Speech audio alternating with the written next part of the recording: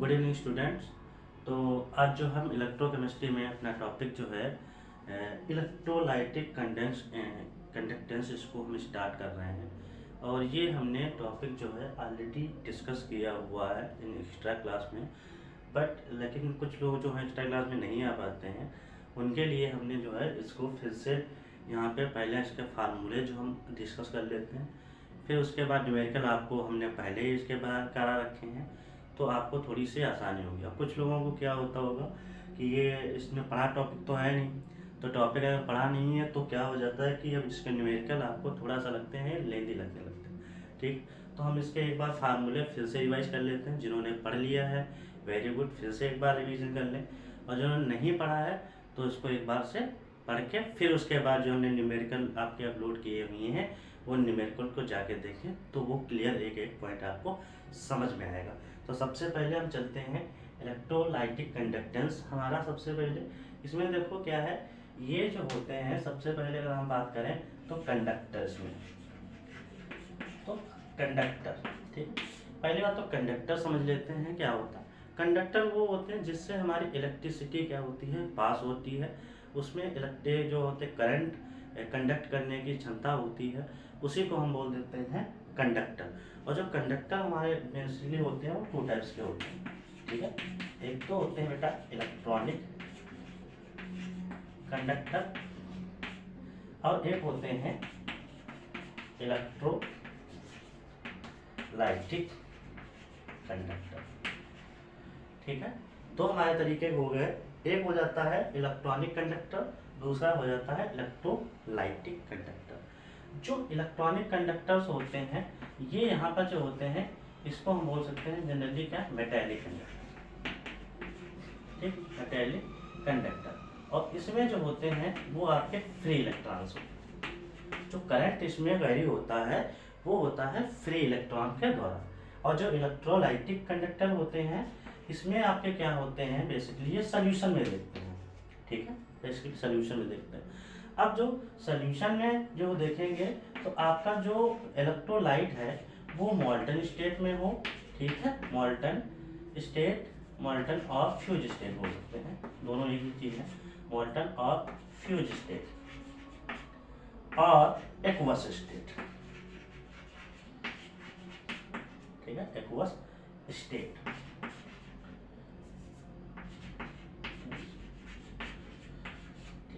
तो यहाँ पे ये हमारा हो जाता है इलेक्ट्रोलाइटिक कंडक्टेंस, और हमारा हो जाता है इलेक्ट्रॉनिक कंडक्टर, जो कि हमारी क्या है मेटल्स में होती हैं, मेटेलिक कंडक्टर बोलते हैं, फ्री इलेक्ट्रॉन के थ्रू होती है। यहाँ पे जो होता है सोल्यूशन होता है मॉल्टन और फ्यूज स्टेट और एक्वस स्टेट, और यहाँ पे जो कंडक्टिविटी होती है वो होती है due to free ions, due to free ions. तो ये हमारा हो गया यहाँ से क्या, कंडक्टर्स क्या होते हैं, इलेक्ट्रॉनिक कंडक्टर, और उसके बाद में इलेक्ट्रोलाइटिक कंडक्टर। अब इलेक्ट्रो जो होते हैं मेटेलिक कंडक्टर्स, इसमें हम थोड़ा सा डिफरेंस देख लेते हैं। जो मेटेलिक कंडक्टर्स और जो डिफरेंस देख लेते हैं हम electronic electrolytic conductor, electrolytic conductor. देखिए यहाँ पे जो होते हैं इलेक्ट्रोलाइटिक मेटेलिक कंडक्टर, यहाँ पे जो इलेक्ट्रिसिटी होती है वो कंडक्ट होती है ड्यू टू फ्री इलेक्ट्रॉन, ठीक, फ्री इलेक्ट्रॉन्स के वजह से हमारी इलेक्ट्रिसिटी कंडक्ट होती है। बट यहाँ पे क्या होती है, फ्री आयंस की वजह से जो होती है इलेक्ट्रिसिटी कंडक्ट होती है। सेकेंड पॉइंट जो है, यहाँ पे हम अगर बात करते हैं जो मेटेलिक कंडक्टर्स होते हैं, इसमें आप क्या करोगे, इसमें जो है टेम्परेचर आप इंक्रीज कर दोगे, तो इसकी जो मेटेलिक कंडक्टेंस है वो क्या हो जाएगी, डिक्रीज हो जाएगी। बट इन सोल्यूशन में क्या करोगे आप, यहाँ पे टेम्परेचर का इंक्रीज कर दिया, ठीक है, टेम्परेचर इंक्रीज करने पर जो इसकी कंडक्टेंस है यानी इलेक्ट्रोलाइटिक कंडक्टेंस है वो क्या कर जाएगी, इंक्रीज कर जाएगी, ठीक है, सोल्यूशन में है तो इंक्रीज कर जाएगी। यहाँ पे जो होता है आपको केमिकल चेंज देखने नहीं मिलता है, तो यहाँ पर हो जाएगा नो केमिकल चेंज, बट यहाँ पे आप क्या देखोगे, यहाँ पर होता है केमिकल चेंज देखने को मिलता है, केमिकल चेंज विल अकर। ठीक है, तो यहाँ पे आपका क्या मेटेलिक कंडक्टर, जहाँ पे फ्री इलेक्ट्रॉन्स की वजह से इलेक्ट्रिसिटी कंडक्ट होती है, टेम्परेचर इंक्रीज करने पर मेटेलिक कंडक्शन डिक्रीज हो जाती है। और सोल्यूशन जो नो केमिकल चेंज, यहाँ पर आपको कोई केमिकल चेंज देखने को नहीं मिलता। इलेक्ट्रोलाइटिक कंडक्टेंस होते हैं, यहाँ पे फ्री आयंस होते हैं सोल्यूशन में, उसकी वजह से हमारी इलेक्ट्रोलाइटिक कंडक्टेंस होती है। और यहाँ पे होता है टेम्परेचर इंक्रीज करोगे तो इलेक्ट्रोलाइटिक कंडक्टेंस इंक्रीज कर जाएगी। केमिकल चेंज जो हो विल अकर, आपको केमिकल चेंज यहाँ पर देखने को मिलता है।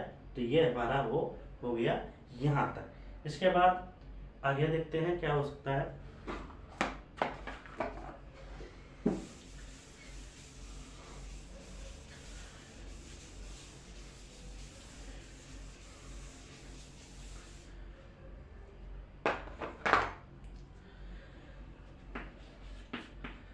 अब जो हमारे होते हैं, अगर हम बात करते हैं इलेक्ट्रॉनिक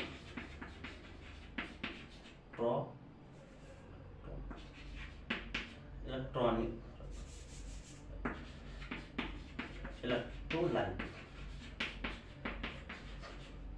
कंडक्टर जो कंडक्टेंस होती है वो होती है दो वजह से।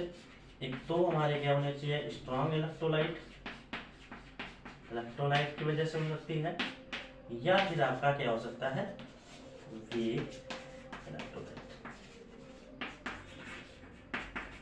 ठीक है, आपका जो है इलेक्ट्रॉनिक कंडक्टेंस होती है, इसमें दो हमारे हो सकते हैं। एक कंडक्टेंस के वजह हो सकती है, एक तो स्ट्रॉन्ग इलेक्ट्रोलाइट हो सकता है या वीक इलेक्ट्रोलाइट हो सकता है।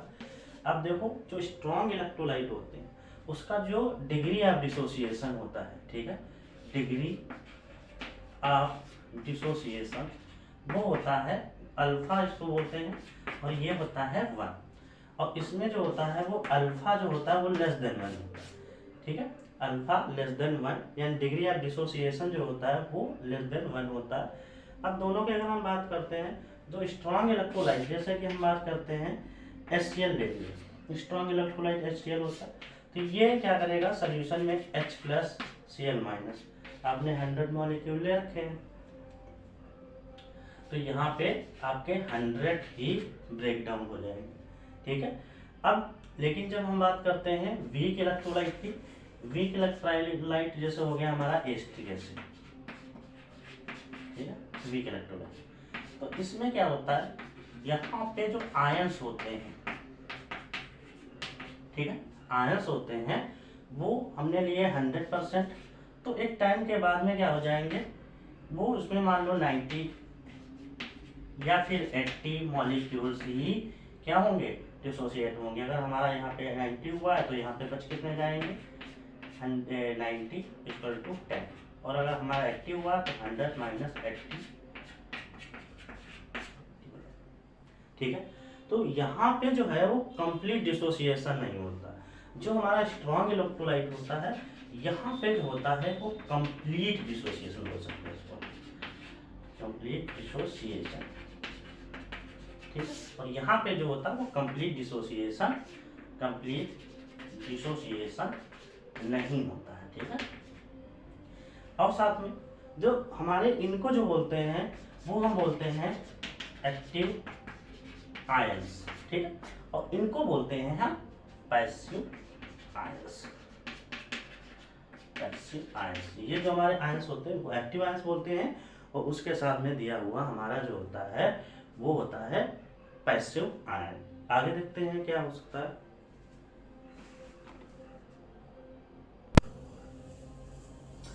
चलिए आगे देखते हैं। आगे देखने से पहले यहाँ पे एक चीज देख लेते हैं, जो हमारी ये है पैसिव आयंस और एक्टिव आयन। एक्टिव आयन जो होते हैं ये हमारे क्या होते हैं, पैसिव होते हैं। ठीक है, आप कुछ बोल पैसिव, जो मतलब वर्क नहीं कर रहे हैं, और ये हमारे हो जाते हैं एक्टिव आयंस। ठीक है, इसको थोड़ा सा करेक्ट कर लेंगे, ये हमारा पैसिव आयन हो जाएगा और ये हमारा हो जाएगा एक्टिव आयन। इसके बाद में हम लोग देखते हैं रेजिस्टेंस हमारे क्या होते हैं। ठीक है, रेजिस्टेंस, उसके बाद में हमारी मोलर कंडक्टेंस, कंडक्टिविटी, ये सब टर्म हम देखते हैं बारी बारी से। सबसे पहले आप लोग जो हैं हमने पढ़ा है ओम्स लॉ, ठीक है, ठीक है, ओम्स लॉ, ठीक है। ओम्स लॉ क्या होता है? ओम जो लॉ होता है वो होता है I directly proportional to V, ठीक है। करंट जो होता है वो वोल्टेज के प्रोपोर्शनल होता है। फिर उसके बाद हम जहाँ पर प्रोपोर्शनलिटी साइन हटाएंगे तो V इक्वल टू आ जाता है आई आर, ठीक है। ये हमारा V, ये डायरेक्टली प्रोपोर्शनल साइन हटा देंगे तो हमारा इसकी जगह पे आ जाएगा कांस्टेंट R, तो V इक्वल टू हमारा आ जाता है। इसी को हम पढ़ते हैं ओम लॉ, ठीक है। यहाँ पे V वोल्टेज है, I करंट, R जो हमारा है वो क्या है? वो है हमारा रेजिस्टेंस, ठीक है, रेजिस्टेंस, क्लियर। उसके बाद अगर हम रेजिस्टेंस की अगर देखें तो रेजिस्टेंस जो होता है वो डायरेक्टली प्रोपोर्शनल होता है लेंथ के, ठीक है, डायरेक्टली प्रोपोर्शनल होता है लेंथ। लेंथ क्या? जो इलेक्ट्रोड्स होते हैं उनके बीच की लेंथ की बात कर रहे हैं। और जो आर होता है वो इनडायरेक्टली प्रोपोर्शनल तो होता है एरिया के, ठीक है। ये हमारा इक्वेशन यहाँ से 1 हो जाती है और ये इक्वेशन 2 हो जाती है, ठीक है। दोनों इक्वेशन को मर्ज कर दोगे तो are directly proportional L upon ए हो जाएगा, ठीक है। और इसके बाद ये आप हटाओगे साइन तो यहाँ पे एक आ जाता है कांस्टेंट रो एल अपान ए, ये हमारा आ गया यहाँ से फार्मूला, ठीक है। R equal to rho L upon A और ये इक्वेशन हो जाती है भाई थर्ड, ठीक है। इसके बाद में हम यहाँ देखते हैं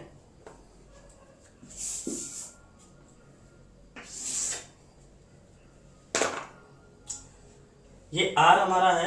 आर हमारा क्या है बेटा? यहाँ पे आर तो आपको पता चल गया रेजिस्टेंस है, और जो रो है वो क्या है? यहाँ पे है स्पेसिफिक रेजिस्टेंस, स्पेसिफिक रेजिस्टेंस, ठीक। देखो ये रेजिस्टेंस और ये स्पेसिफिक रेजिस्टेंस, इसी के साथ में इसको दूसरा बोल सकते हैं रेजिस्टिविटी भी बोलते हैं, ठीक है, रेजिस्टिविटी, क्लियर। तो ये हमारा एक यहाँ से आ जाता है रेजिस्टेंस जो हमारा है वो ये आ जाएगा। अगर हमें अब डेफिनेशन जो हमें अगर बताया रेजिस्टेंस की, तो रेजिस्टेंस जो डेफिनेशन है हम देखो ये ऐसे निकाल लेंगे। Resistance is directly proportional to length of electrode, distance जो है इलेक्ट्रोड के बीच की, एंड जो क्रॉस सेक्शनल एरिया है इलेक्ट्रोड्स का उनके क्या होती है? इनवर्सली प्रोपोर्शनल होती है। तो ये हमारा होता है रेजिस्टेंस। अगर यहाँ से हम देखो क्या करें, ये हम L की वैल्यू 1 रखते हैं, 1 सेंटीमीटर, और एरिया भी हम क्या रख दें 1 सेंटीमीटर स्क्वायर, तो यहाँ से R जो है वो आ जाएगा रो, ठीक है। यानी कि अगर हमारे जो डिस्टेंस है किसी भी इलेक्ट्रोलाइट हम बना रहे हैं इलेक्ट्रोलाइट, इसमें क्या है डिस्टेंस जो है ये L होनी चाहिए, और जो ये इलेक्ट्रोड लगेंगे इनका एरिया जो है अगर 1 हो जाए तो हमारे जो रेजिस्टेंस है वो हमारे किसके इक्वल हो जाएगी? स्पेसिफिक रेजिस्टेंस के इक्वल हो जाएगा, ठीक है। तो ये यहाँ पर हो गया।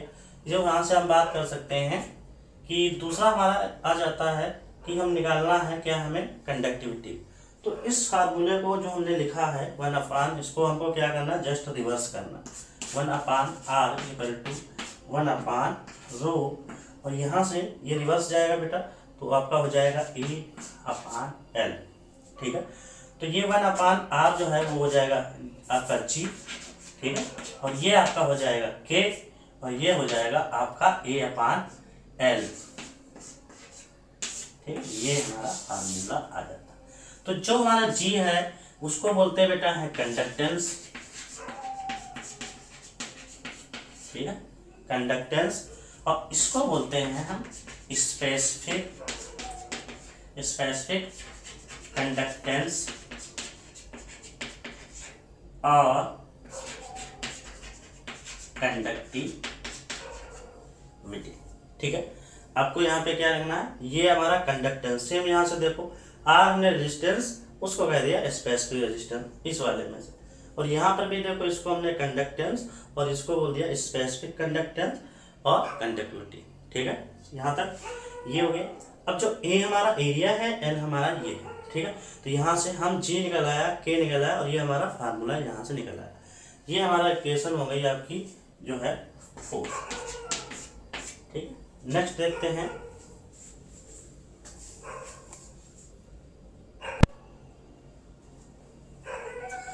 नेक्स्ट हम देखते हैं, यहाँ से हमने G इक्वल टू के इंटू ए अपान एल हमने कैलकुलेट कर लिया। तो जहाँ हमने कंडक्टेंस, स्पेसिफिक कंडक्टेंस, किसी को बोलते हैं कंडक्टिविटी। अब इसके बाद में हम यहाँ पे पता कर लेते हैं कि इन सब की यूनिट क्या है, क्योंकि हमें यूनिट अगर नहीं पता होगी तो हम बहुत कंफ्यूज हो जाते हैं, ठीक है। तो यूनिट के थ्रू भी हम क्या कर सकते हैं, बहुत सारी वैल्यू हम पता कर लेते हैं। तो यहाँ पे हम देखते हैं जो G है, G हमारी बेटा है कंडक्टेंस, ठीक है।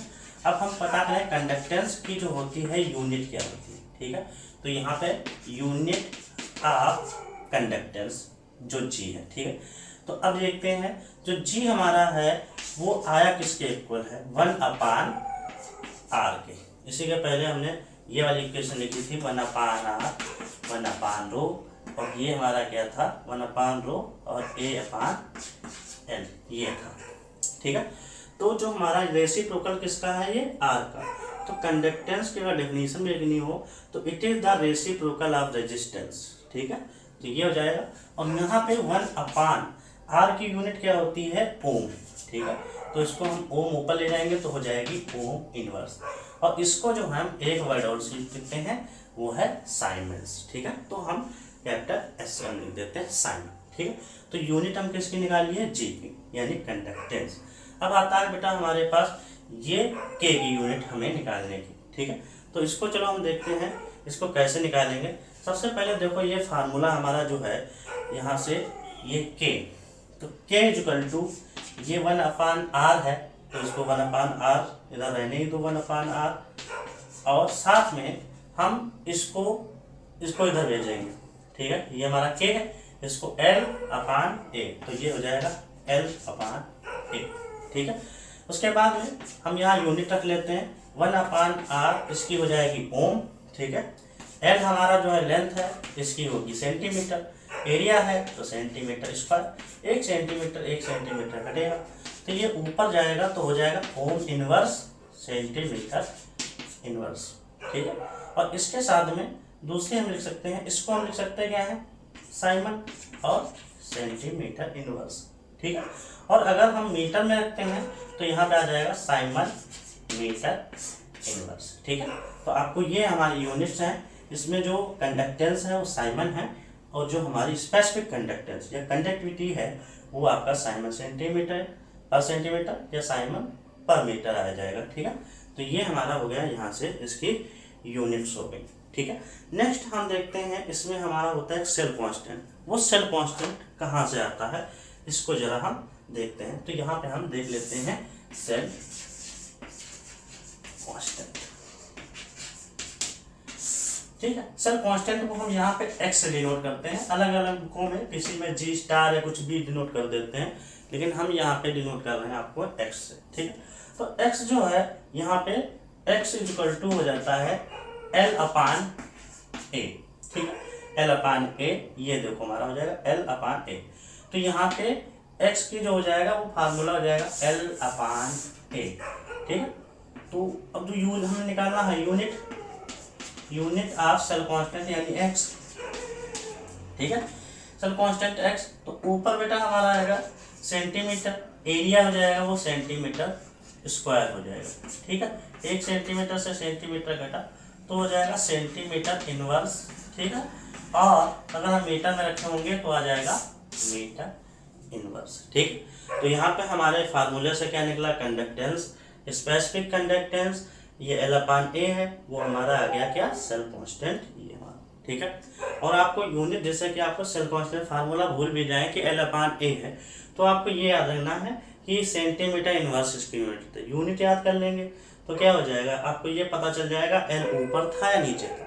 देखो अगर आप भूल भी गए, L आपने ऊपर A रख दिया, नीचे L रख दिया, तो आप ऊपर रखेंगे तो क्या, सेंटीमीटर स्क्वायर अपॉन सेंटीमीटर, तो वहाँ पे आपकी आ जाएगी सेंटीमीटर, जो कि हमारा क्या हो जाएगा, गलत। आप समझ जाएंगे, थोड़ा सा आप कॉमन सेंस लगाएंगे तो आपको यहाँ पे यूनिट से ही आपको फार्मूले याद हो जाएंगे, ठीक है। तो इसके बाद में, और यहाँ पे देखो इसमें बड़ी कंफ्यूजन होती है, कभी कंडक्टेंस कभी स्पेसिफिक कंडक्टेंस। तो मुझे साइमन्स पर सेंटीमीटर या साइमन पर मीटर दिखे तो आपको है स्पेसिफिक या कंडक्टिविटी, सिर्फ कंडक्टेंस है तो आपको ओम इनवर्स या साइमन में यूनिट देगा। ठीक है, तो ये हमने यहाँ तक इसको देख लिया। नेक्स्ट हम देखते हैं हमारा मोलर कंडक्टेंस।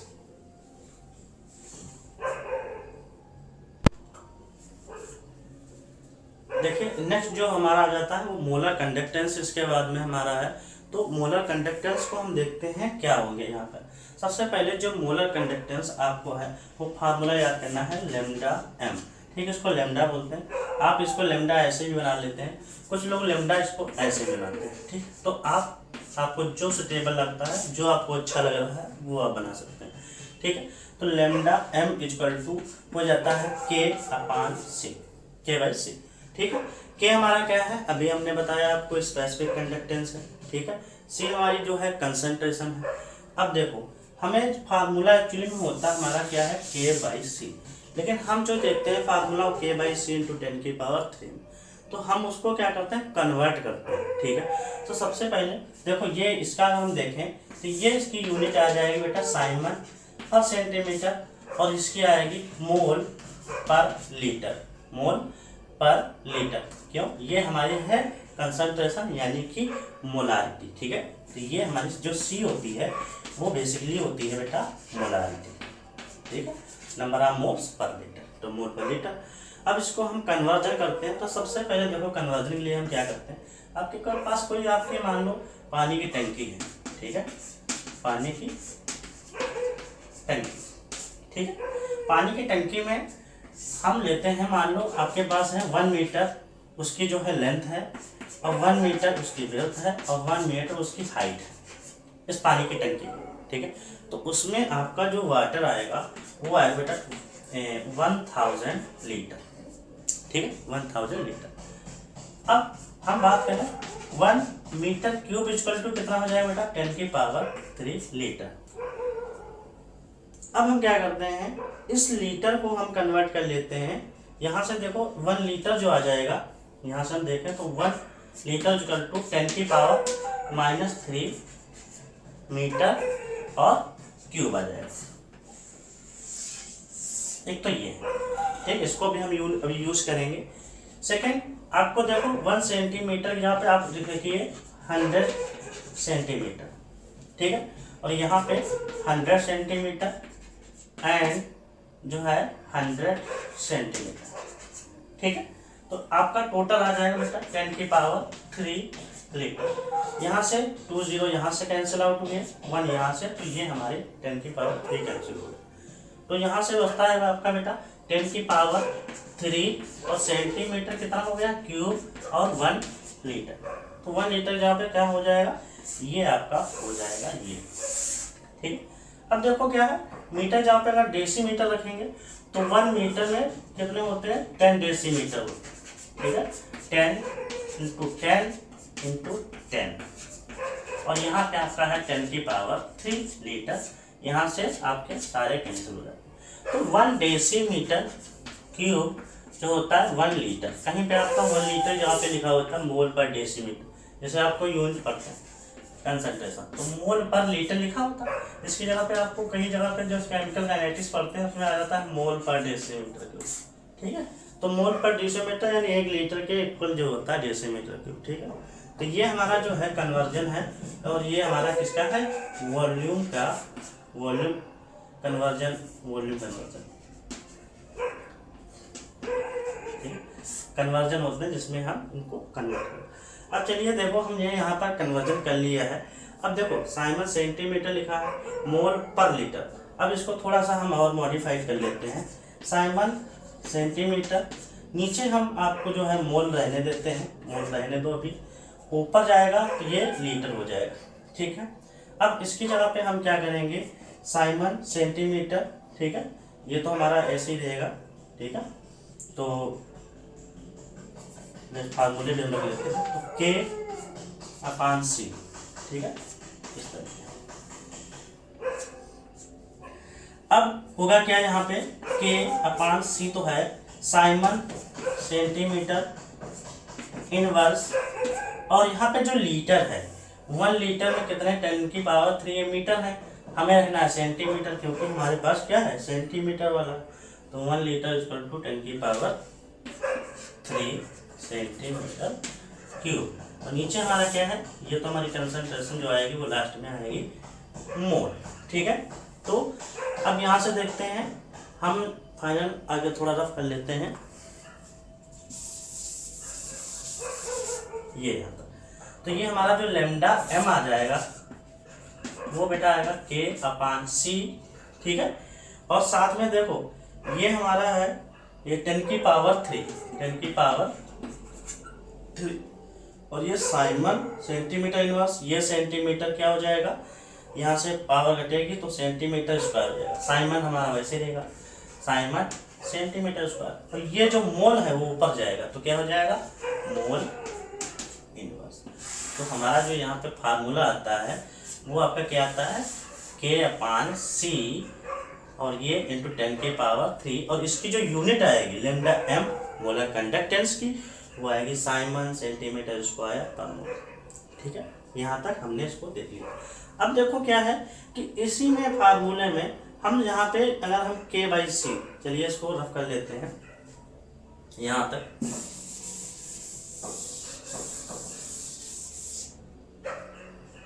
ठीक है, तो हम रखते हैं लैम्डा m K/C और हम इसकी यूनिट बेटा साइमन पर मीटर रखें और नीचे हम मोल पर लीटर रखें, मोल पर लीटर। तो अब देखो मीटर यहाँ पे आ गया तो हम मीटर वाला कन्वर्जन रख लेंगे, तो हो जाएगा बेटा K/C और ये साइमन मीटर इनवर्स, इसको रहने दो, मोल और लीटर जो ऊपर जाएगा तो इसकी जगह पे हम रख देंगे 10⁻³ मीटर क्यूब। ठीक है, इसके बाद में ये आ जाएगा K/C 10⁻³ ये हो जाएगा साइमन मीटर, ये इससे जाएगा तो हो जाएगा मीटर स्क्वायर और ये आपका आ जाएगा मोल इनवर्स। तो एक लैम्डा m ये भी आ जाएगा।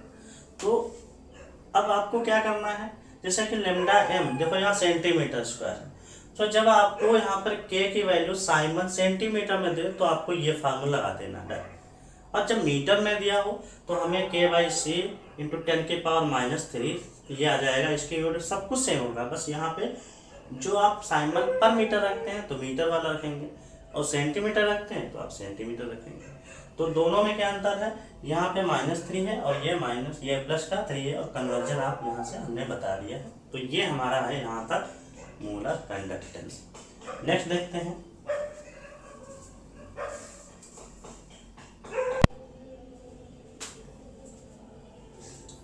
नेक्स्ट टॉपिक हम देखते हैं। नेक्स्ट हमारा टॉपिक बेटा, जैसे हमने मोलर कंडक्टेंस देखा, हमारा जो होता है इक्विवेलेंट कंडक्टेंस होता है। ठीक, नेक्स्ट हमारा टॉपिक है इक्विवेलेंट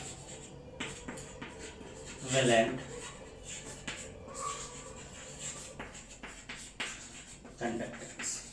ठीक है, और इसको रिप्रेजेंट करेंगे लैम्डा EQ इक्विवेलेंट। ठीक, तो यहाँ पे सेम फार्मूला हमारा होता है, बस इक्विवेलेंट चेंज होता है। यहाँ पे लैम्डा इक्विवेलेंट लिख लेंगे, वहाँ पे हम m लिख देते तो इक्विवेलेंट लिख देते, यहाँ मोलारिटी हो जाती थी। अब यहाँ पे K/, यहाँ पे हम लिख लेंगे n। ठीक है, अब n क्या है देखो, ये हमारी है बेटा नॉर्मेलिटी। ठीक है, नॉर्मेलिटी।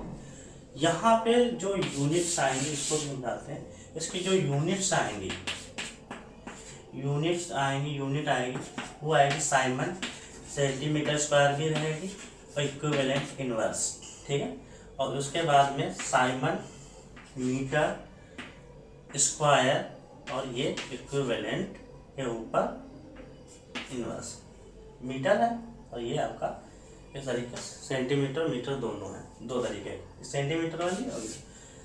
अब जो नॉर्मेलिटी होती है, ठीक है, नॉर्मेलिटी जो करते हैं वो हमारी होती है n फैक्टर इनटू मोलारिटी।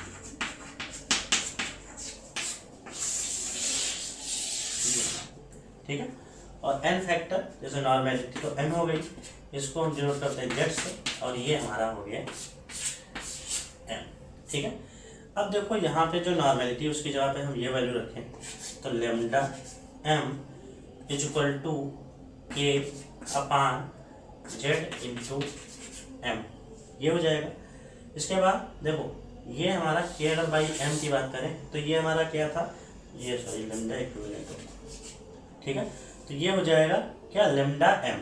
तो यहाँ से आ जाएगा lambda equivalent upon lambda M upon Z, ठीक है। तो जो हमारा लेमडा इक्विवेलेंट होता है वो जो मोलारिटी होती है, मोलर कंडक्टेंस होता है, उससे जेड आप डिवाइड कर दोगे, यानी एन फैक्टर से डिवाइड कर दोगे तो हमारा आ जाएगा क्या बेटा, लेमडा इक्विवेलेंट। आपका जेड जो है एन फैक्टर है, एन फैक्टर हमने बता रखा है। चलिए एक बार हम फिर से बता देते हैं क्या होता है हमारा एन फैक्टर।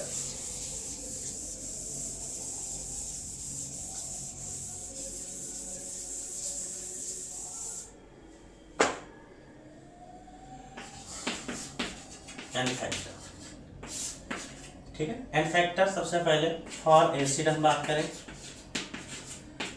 ठीक है। For acid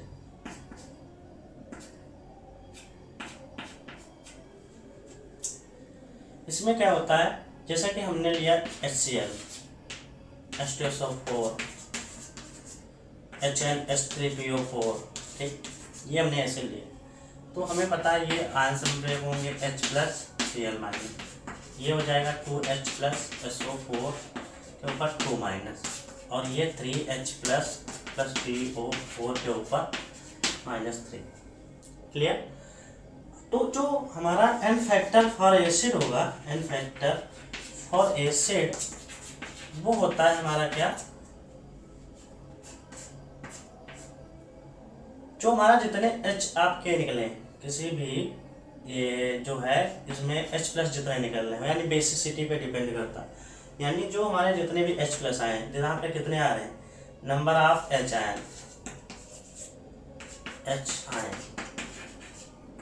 number of H ion, ठीक है। तो वो हमारी हो जाएगी एन फैक्टर। जैसे कि यहाँ पे निकालते हैं तो यहाँ पे N factor Z equal to आ जाएगा 1, क्यों H+ कितने हैं 1, यहाँ पे कितना है 2, तो जेड हो गया 2, यहाँ पे आएगा जेड इक्वल टू 3, ठीक है। तो जो एन फैक्टर होता है एसिड का वो क्या, जिस पे डिपेंड करता है बेसिसिटी, यानी एसिड होता तो बेसिसिटी कह देते हैं, बेस है तो वहाँ पे हम कह देते हैं एसिडिटी, ठीक है। तो जितने H+ डोनेट कर रहा है, निकाल रहा है, उतने ही हम उसको कह देते हैं वो इसकी बेसिसिटी। HCl की बेसिसिटी कितनी है, जो है 1, H2SO4 की बेसिसिटी 2, H3PO4 की 3। तो ये हमारा हो गया यहाँ पे एन फैक्टर एसिड। तो एसिड में जितने भी H+ आपको निकालने हैं वो आप निकाल सकते हैं। जैसे कि अगर सोल्यूशन में हम निकालने जाएंगे क्वेश्चन तो वहाँ नॉर्मेलिटी के क्वेश्चन निकालते हैं, तो जो जेड फैक्टर निकालेंगे वहाँ पे आपको एसिड दे रखा होता है या फिर आपको बेस दे रखा होता है, तो आप H+ से निकाल सकते हैं, ठीक है। सेकेंड हम देखते हैं फॉर बेस। बेस के लिए देखते हैं, बेस देखो बेटा होता है आपका NaOH, KOH, CaOH का वोल्टेज, ये सब आपके क्या है बेस। तो यहाँ पे आपका बनेगा बेटा Na+, OH-, K+, OH-, Ca के ऊपर 2 पॉजिटिव 2 OH-, क्लियर। तो यहाँ पे एन जो जेड फैक्टर निकालेंगे वो एन फैक्टर निकालेंगे, N factor for base equal to acidity हो जाएगा, ठीक है। एसिडिटी, और एसिडिटी क्या होती है, नंबर ऑफ OH आयन। तो यहाँ पे देखो H कितना है, जेड 1 आ जाएगा, यहाँ पे आपको जेड कितना आ जाएगा, वो आ जाएगा 1 आएगा, यहाँ पे कितना जेड आ जाएगा आपका 2 आ जाएगा। तो ये आप निकाल सकते हैं बेस के लिए, ठीक है। तो एसिड में आपको क्या देखना है, नंबर ऑफ H आयन कितने रिलीज हो, बेस में OH आयन कितने निकल रहे हैं, ठीक है। तो जितने ज़्यादा OH निकल रहे हैं वो उसकी एसिडिटी बोलते हैं, उल्टा होता है, ठीक है। तो बेस NaOH की एसिडिटी 1, KOH की एसिडिटी 1, और जो हमारा CaOH की एसिडिटी है वो कितनी आ रही है 2 आ रही है। अब हमारा जो है लास्ट है वो एसिड हो गया, बेस हो गया। अब हम देखते हैं साल्ट्स के लिए हमें कैसे निकालना है, ठीक है।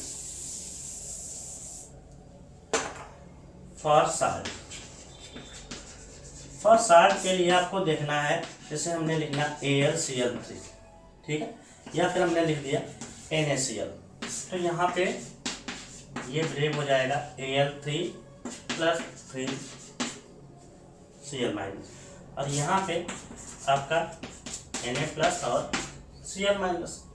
तो जो आपको यहाँ निकालना है टोटल पॉजिटिव और total negative charge, total for N factor, for N factor.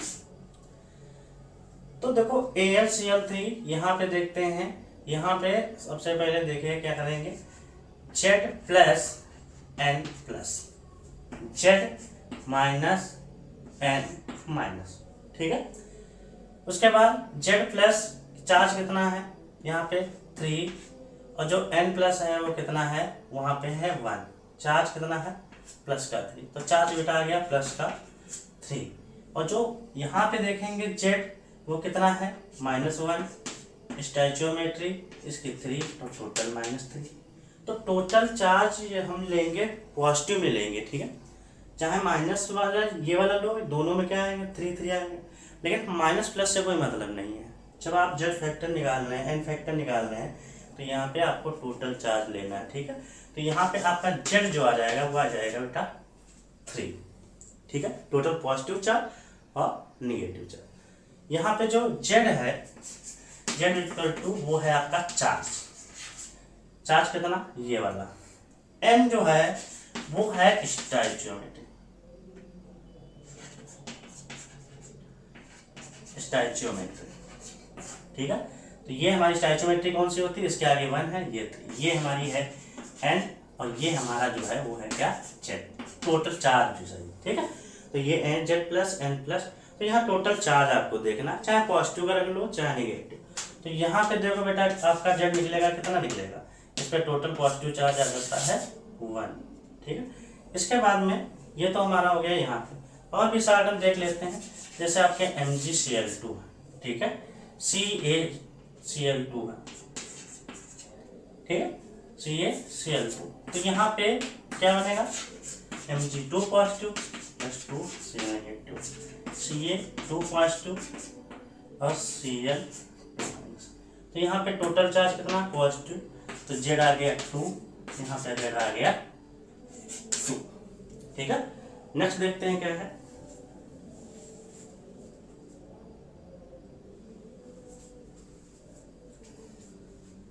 तो यहाँ तक हमने कैलकुलेट किया है क्या एन फैक्टर, ठीक है, जिसमें हमने बता रखा है एसिड बेस साल्ट के लिए।